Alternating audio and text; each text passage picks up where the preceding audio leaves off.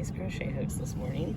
So these are the black sparkly ones that I made, and I'm going to be using my Dremel tool to sand these down just because it's easier for me. Sometimes you'll get this bump right here and it's kind of thick, and it's easier for me to do with a Dremel tool than with a nail file or sandpaper. So we are going to sand down each of our 6 hooks to get them ready to resin the backs.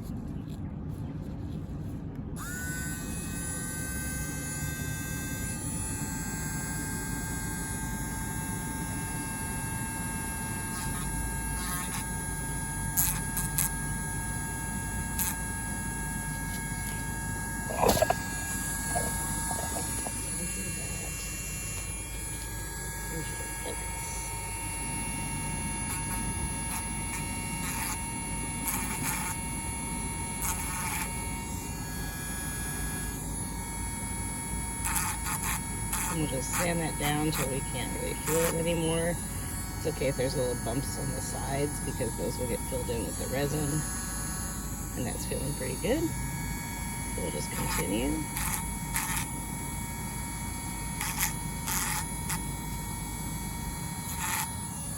And it's really just on the parts of the edge that feel really rough. Not all the parts feel rough. And that's good for that one. So here's how this one's coming along. It was a little bit more difficult than the first one. And I am going to finish sanding these, and then I'll see you back when we're ready to resin in the backs. Now that the sanding's done, I'm going to wipe each hook down with a microfiber towel just to make sure all the dust is off of it. And then we'll be ready to resin. Here they are all laid out, ready to go.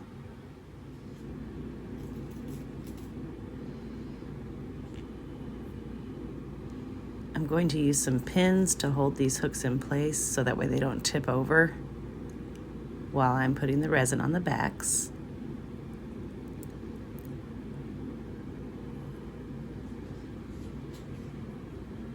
I'm going to be using clear resin. I use clear resin on the back of all of my hooks. It's hard to color match, and the clear really just shows the color I already had.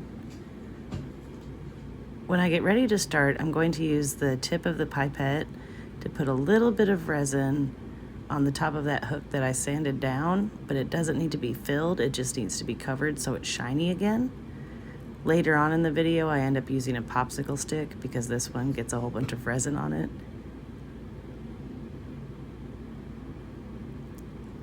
Once we have that done, I'm going to fill up my pipette with some resin and carefully put the resin in the back of the hook. Now, I'm not continuously dropping resin in all the way down the hook. Sometimes I'm just moving the resin with the pipette because there's really quite a bit of resin there and there's not a lot of space for it, and I don't want it to overflow.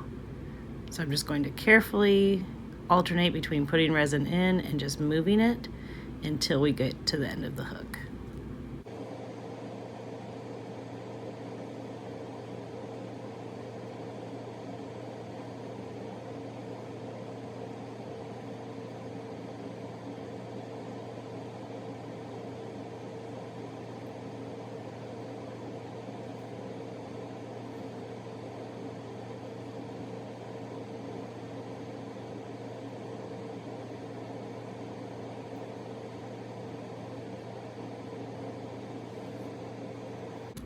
Now we're ready to do our next hook, so I'll quickly show you how I do that one.